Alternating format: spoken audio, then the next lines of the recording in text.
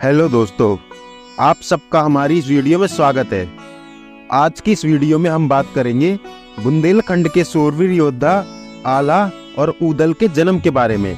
आखिर क्यों हुआ था आला उदल का जन्म, क्या है इसके पीछे की कहानी और कैसे जुड़े हुए हैं इनके तार महाभारत काल से। आज हम आपको इन सभी सवालों के जवाब विस्तार से देंगे। अगर आप हमारे चैनल पर नए हैं तो इसे सब्सक्राइब कर लीजिए और अगर वीडियो पसंद आए तो इसे लाइक जरूर करें। वीडियो बहुत ही दिलचस्प और मजेदार होने वाली है, तो इसे लास्ट तक जरूर देखें। कवि जगनिक द्वारा रचित परिमाल रासों में स्वयं कवि जगनिक द्वारा इन वीरों को महाभारत काल के पांडवों और कौरवों का पुनर्जन्म माना है। जब महाभारत काल का युद्ध समाप्त हुआ और पांडव विजयी हुए, कौरव हार गए बल्कि समाप्त ही हो गए। अर्जुन ने एक भी कौरव नहीं मारा, सभी 100 के 100 भाई भीम ने ही मारे। युधिष्ठिर लड़े तो थे पर किसी महत्वपूर्ण वीर को नहीं मार पाए। इसलिए पांडवों ने श्री कृष्ण से कहा, भगवान, हम युद्ध तो आपकी कृपा से जीत गए, परंतु हमारी युद्ध की प्यास अभी नहीं बुझी। युद्ध लड़ने की प्रबल इच्छा मन में बची रह गई।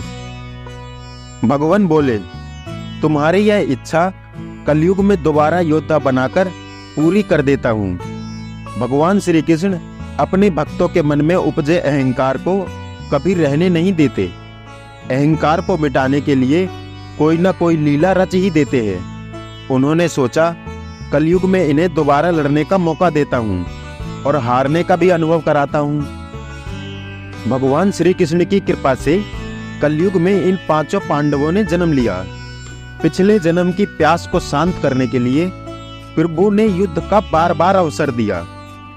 युधिष्ठिर जी आला बने, भीम ने उदल का जन्म लिया, अर्जुन ब्रह्मानंद बने, नकुल लाखन तथा सहदेव वीर मलखान कहलाए, कौरवराज दुर्योधन दिल्ली के राजा पृथ्वीराज चौहान कहलाए, दुशासन का नाम धांधु हुआ, राजा कर्ण ताहर कहलाए, द्रोणाचार्य इस जन्म में चौंडा ब्राह्मण बने।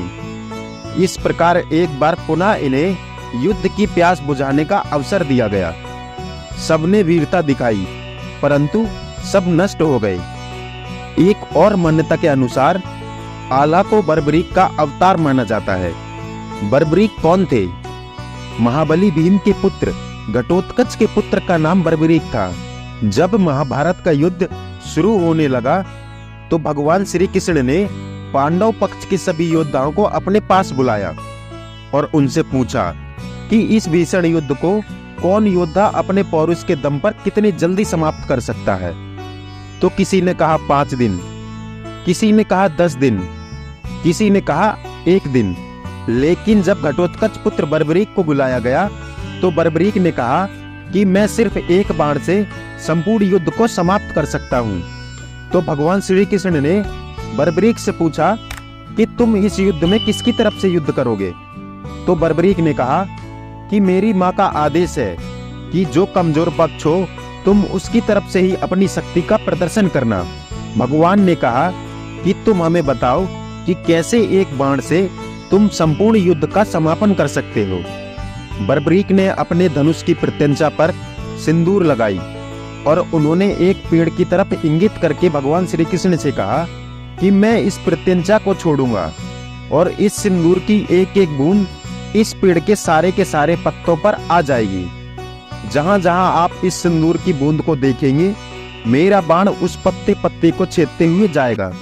भगवान श्री कृष्ण ने परीक्षा के लिए उस वृक्ष के एक पत्ते को अपने पैर के नीचे दबा लिया। इधर बर्बरीक ने प्रत्यंचा छोड़ी और उस वृक्ष के एक एक पत्ते पर वह चिन्ह अंकित हो गया। भगवान कृष्ण ने बहुत चुपचाप पैर के नीचे दबे हुए पत्ते को देखा तो वह पत्ता भी चिन्हित था और तत्काल ही भगवान श्री कृष्ण ने सुदर्शन चक्र उठाया और बर्बरीक का सर धड़ से अलग कर दिया। घटोत्कच रूसित हो गया, भीम दुखी हो गए। तब भगवान श्री कृष्ण ने कहा कि इसकी माँ ने कहा था कि ये कमजोर की तरफ से लड़ेगा, तो यदि ये तुम्हारी तरफ से लड़ता तो दुर्योधन कमजोर हो जाता, फिर ये दुर्योधन के पास चला जाता तो पांडव कमजोर हो जाते फिर ये पांडवों के पास आ जाता तो दुर्योधन कमजोर हो जाता। इसलिए बर्बरीक के बराबरी का योद्धा इस काल में नहीं है। मैं बर्बरीक को लड़ने का मौका अवश्य दूंगा, लेकिन बर्बरीक को एक युग का इंतजार करना पड़ेगा। बर्बरीक, तुम्हारी बराबरी की योद्धा तुम्हें कलयुग में मिलेंगे। कहा जाता है कि आला बर्बरीक के अवतार हैं। बर्बरीक आज के समय में खाटू श्याम जी के नाम से भी जाने जाते हैं। तो दोस्तों, ये थी हमारी आज की वीडियो। अगर पसंद आई हो तो हमारी वीडियो को लाइक जरूर करें और कमेंट में जय श्री कृष्ण और जय श्री श्याम जरूर लिखें। और अगर आप सच्चे बुंदेलखंड वासी हैं तो कमेंट में जय बुंदेलखंड लिखना ना भूलें।